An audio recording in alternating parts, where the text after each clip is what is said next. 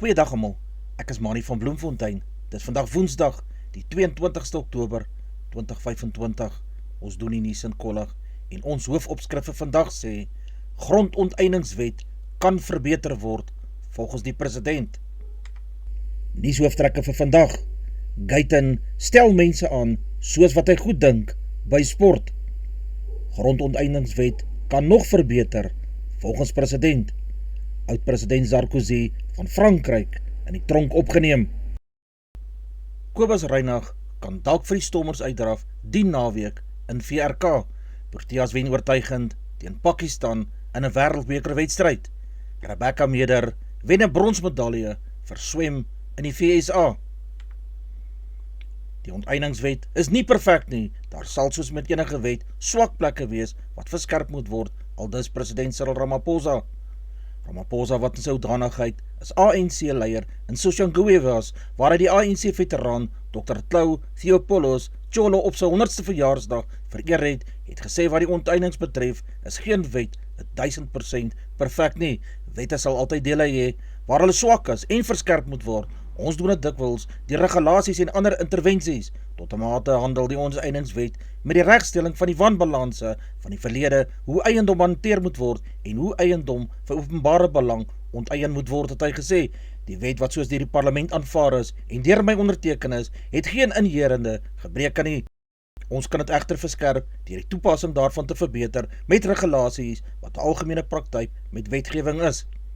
AfriForum, die DA en die Vaderland Stichting het die Hooggeregshof van Kaapstad genader om die onteieningswet ongrondwetlik te laat verklaar. Gabriel Krause van die Instituut van Rasseverhouding sê in 'n verklaring Ramaphosa sy erkenningsdui op toekomstige regstryde in die howe. Hy sê dis nie waar dat Ramaphosa erken het dat die wet is ongrondwetlik nie. Ramaphosa het erken dat daar 'n fout in artikel 19 van die onteieningswet is, maar hy het nie gesê dat die wet ongrondwetlik is nie. Hy verdedig dit steeds. Krause sê die probleem met artikel 19 is dat hy die staat toelaat om grond dadelik te onteien en dan kan die eienaars dit in die hof gaan uitdag. Die besluit om slegs wit mans, bruin mense en indiër vroue in vakatures in sy departement aan te stel is om gelyke indiensneming te bevorder en die onderverteenwoordiging reg te stel. Guyton McKenzie sê dat die advertensie 'n geregverdige poging was om 'n diverse werksmag te bereik wat breedweg verteenwoordig van ons mense is, soos vervat in die wet op gelyke indiensneming. Die feit dat dit voorkeur gegee aan sekere spesifieke rasgroepe en geslagte wat onderverteenwoordig word in sy departement, maar dit sluit nie diegene uit wat in die voorkeurgroepe vir die gespesifiseerde advertensie vir werksgeleenthede genoem word, het hy gesê. Dit is die departement se voorneme om gelykheid, ras, geslag en gestremdheid te bevorder deur die vul van hierdie poste. Indien die departement nie kandidaate uit benadeelde groepe kan werf nie, sal ander groepe vir aanstellings ook oorweeg word. Volgens hom was daar teen einde Maart vanjaar 3,7% onderverteenwoordiging vir bruin mans in sy departement, sowel as 1,6% onderverteenwoordiging van indiër mans, 2,34% onderverteenwoordiging van wit mans, 2% onderverteenwoordiging van bruin vroue en 0,32% onderverteenwoordiging van indiër vroue in sy departement. 476 skole oor die land heen bied nie wiskunde as 'n vakkeuse in matriek aan nie. Die data is afkomstig van die Onderwysbestuur Inligtingstelsel (EMIS) se 2024 data. Matrieks in die skole sal dus nie op 31 Oktober en 3 November saam met hulle jaargroep die wiskunde eindeksamen vraestelle kan aflei nie. Die 476 skole wat nie wiskunde aanbied nie, het dus wel 'n ander vorm van wiskunde beskikbaar vir hulle leerlinge. Dr. Joseph Sabatana, 'n onderwyskenner aan die Noordwes Universiteit se onderwysfakulteit, skole reageer op die verwagting om 'n 100% slaagkoers te behaal. Sabatana sê ook skole wat nie wiskunde aanbied nie, kan dikwels ook die vakke soos fisiese wetenskappe of rekeningkunde aanbied nie, aangesien wiskunde 'n baie belangrike grondslag vir daardie vakke is. Lydens die data wat Kwarube en haar geskrewe antwoord verskaf het, bied 873 skole nie fisiese wetenskappe aan nie en 1534 skole bied nie rekeningkunde as 'n vak aan nie. Verder sê sy dat skole dit moeilik vind om opgeleide wiskundeonderwysers te werf. Wiskunde laat leerlinge toe om loopbane te kies wat in aanvraag is. Sabatana sê verder, wiskunde leer jou belangrike lewensvaardighede.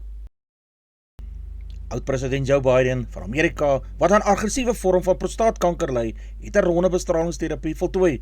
'n woordvoerder vir Biden, het die inligting oor die bestralingsterapie aan die koerante verskaf. Ashley Biden se dogter het 'n kort video op Instagram geplaas van haar pa wat 'n klok lui. Dit is 'n tradisie vir baie kankerpasiënte na die voltooiing van 'n ronde behandeling by Penn Medicine Radiation Oncology in Philadelphia. Biden, wat volgende maand 83 jaar oud word, het in September 'n prosedure bekend as mouchirurgie ondergaan om kankerselle uit sy vel te verwyder. Die voormalige president het in Mei onthul dat metastatiese prostaatkanker by hom gediagnoseer is. Kanker wat versprei het, word as fase 4 beskou, die mees gevorderde fase. Biden het in 2015 sy seun Beau aan kanker ook verloor. Al was hy die hoof van intelligensie vir die veiligheidstak in Pretoria, het hy geen kennis gedra van die beplanning of uitvoering van die moord op die Craddock 4 nie, soos hy Craig Williamson.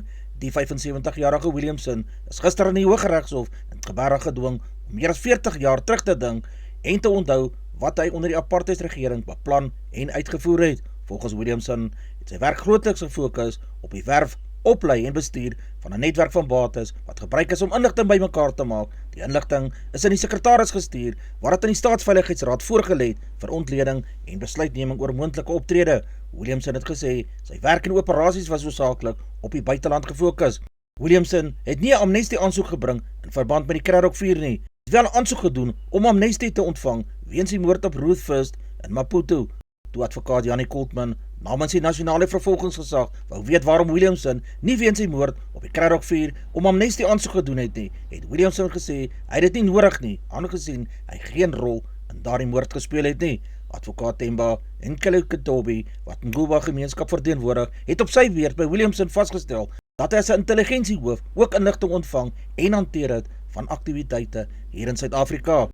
Oud-president Nicolas Sarkozy van Frankryk het gister geskiedenis gemaak toe hy as die eerste oud-leier van 'n Europese Unie land tronk toe gestuur is. Die 70-jarige Sarkozy, wat in die uitspraak appeleer, het sy huis gisteroggend verlaat en met polisiebegeleiding kort daarna by La Sainte gevangenis in Parys aangekom. Sy regspan het dadelike aansoek ingedien dat Sarkozy op borgtog vrygelaat word tydens die appel, maar hy sal minstens 3 weke tot 'n maand agter tralies moet deurbring.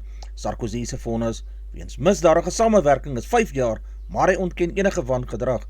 Sarkozy is die eerste Franse leier sedert Philippe Pétain na die Tweede Wêreldoorlog wat tronk toe gestuur is. Sarkozy sal apart van ander gevangenes aangehou word en mag 3 keer per week besoekers ontvang. Sarkozy is reeds onder huisarrest geplaas weens ander korrupsiesake en nog 'n hofsaak lê vir hom voor. Sommige groepe ondersteun hom steeds. 'n Man van Beaufort Wes is 2 keer lewenslange tronkstraf opgelê nadat hy 2 meisies verkragt het. Volgens die polisie het die eerste voorval op 27 April verlede jaar omstreeks 07:00 gebeur toe die 22-jarige man 'n 16-jarige meisie by die Oud Gilden Kamp gedreig en verkragt het. Hy het haar selfoon gesteel en weggehardloop. Op 12 Mei het die man 'n 8-jarige meisie op dieselfde plek verkragt en weggehardloop nadat hy die slagoffer ook van haar selfoon beroof het. Die man is later in hegtenis geneem en deur middel van DNS-monsters met albei die voorvalle verbind. Hy is die afgelope week in die streekhof in Beaufort Wes tot 2 keer lewenslange tronkstraf gevonnis en 'n bykomende 30 jaar tronkstraf. Die polisie het nie die man se naam bekend gemaak nie. Onwettige sigarette in Suid-Afrika bedra al 75% van die totale sigarettemark, so sê die tabakreus British American Tobacco, oftewel BAT. Die tesourie verloor sowat 30 miljard rand per jaar weens die handel in onwettige sigarette. As die 30 miljard rand in die staatskas was, sou dit die belastingskap heeltemal verander het. Die grootste probleem is volgens BAT nie die smokkel van onwettige sigarette van die buiteland af nie, maar die plaaslike vervaardigers wat nie by die SAID geregistreer is, maar nie die volle volume sigarette aanmeld wat hulle wel vervaardig nie. Hoewel die aksies op sigarette vanjaar met 4,75% verhoog is, wys syfers dat die tesourie steeds minder geld inkry. In die 2019 boekjaar het die SAID 3 maande lang douanebeamptes by sigaretvervaardigers aanlegte ontplooi. In daardie jaar is 1,1 miljard bykomende sigarette verklaar en het die tesourie se inkomste uit die aksies op sigarette skielik met sowat 1 miljard rand toegeneem. Navorsing van Ipsos wys dat die wettige sigarettehandelaar wat die korrekte belasting het, nie naastenby kan meeding met sigaretverkopers wat 'n pakkie sigarette van 20 vir so min as R5 per pakkie verkoop nie. Die minimum invoerbare belasting op 'n pakkie van 20 sigarette is R26,22 wat aksies en belasting op toegevoegde ware insluit. Andrea Stella, spanbaas van McLaren, sê die Formule 1 renjaarskampioenskap is reeds in sy span se hande ondanks die oorheersende Amerikaanse Grand Prix die naweek wat Max Verstappen van Red Bull opgelewer het. McLaren het reeds die vervaardigingstitel vir die tweede agtereenvolgende jaar beklink. Verstappen wat na 5 dae agtereenvolgende titel streef, is 40 punte agter die voorloper, maar die gaping van 104 punte aan die einde van Augustus tot nou toe met 3 oorwinnings in die afgelope 4 wedrenne aansienlik verklein. Daar is 5 rondes oor. Verstappen het ook Saterdag die blitsren vanaf die eerste wegsprongplek gewen, terwyl Norris en Piastri gebots het en die 100 km wedren nie voltooi het nie. 'n Ernstige terugslag wat weens 'n gebrek aan data ook 'n invloed op die hoofwedren gehad het. McLaren is sonder 'n oorwinning sedert Piastri op 31 Augustus in die Nederlandse Grand Prix geseëvier het. Die volgende wedren word die naweek in Mexico-stad beslis.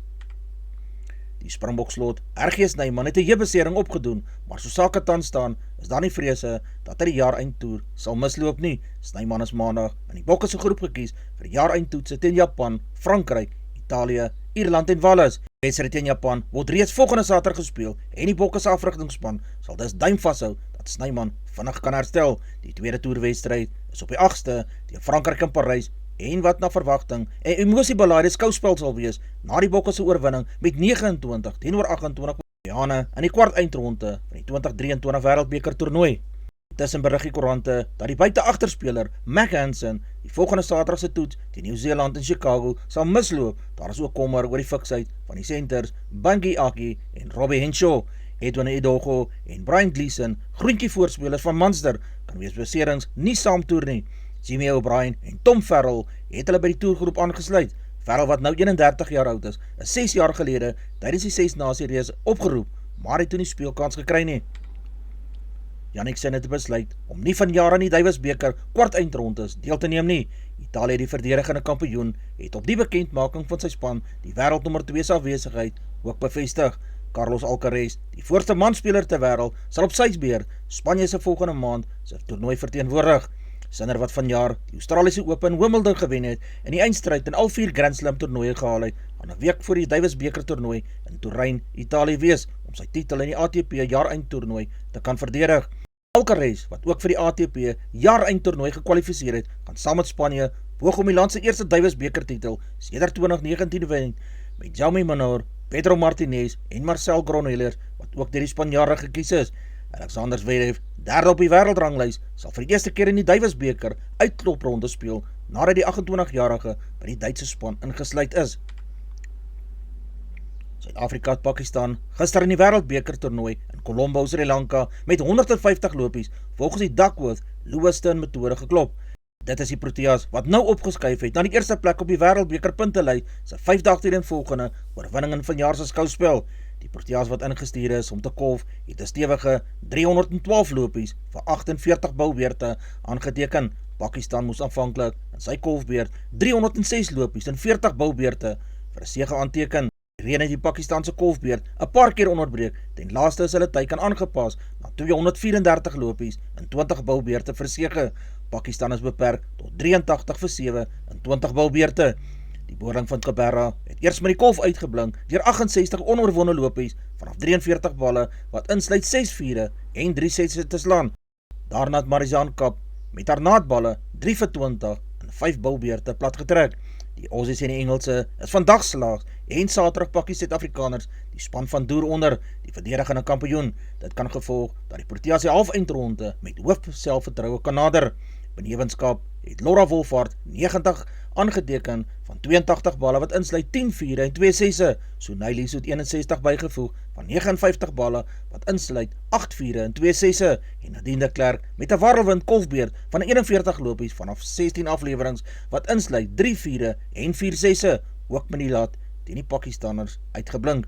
Wolfhard en Lies het byvoorbeeld 118 lopies vanaf slegs 93 balle om die tweede pakkie aangeteken. Die Springbok skramskakel, Kobus Reinagh, kan moontlik sy buiging vir die Stormers maak in Saterdag se VRK-wedstryd teen Benetton in Treviso. Reinagh, wat 35 jaar oud is, was die speler van die wedstryd en die Springbok is die mees onlangse toets en 'n oorwinning van 29 teenoor 27 oor Argentinië op Twickenham in Londen. In die laaste 2 wedstryde teen die Skalers en Zebre was die belowende Imad Khan die skramskakel op die plaasvervangersbank gewees. Khan sal met die oog op die langtermyn toekoms juis by Reinagh se leiding kan baat. Benetton se verhaal Tot dusver hierdie seisoen is een van gemengde veldslae. Verlede naweek het hy in Skotland met 0-2-43 teen Edinburgh verloor. Hy het egter sy 2 voorafgaande tuiswedstryde teen Glasgow Warriors met 16-14 en die Lions met 41-15 gewen. In sy eerste wedstryd het die Italianers teen Connacht in Galway met 15-26 die onderspit gedelf. Die Springbok vleuel Kurtley Arendse kan Vrydag aand in Glasgow sy lang verwagte terugkeer maak. Die 29-jarige Arendse, wat al 21 drie en 27 toetse gedruk het, is maandag in die bokgroep vir die jaareindtoer gekies.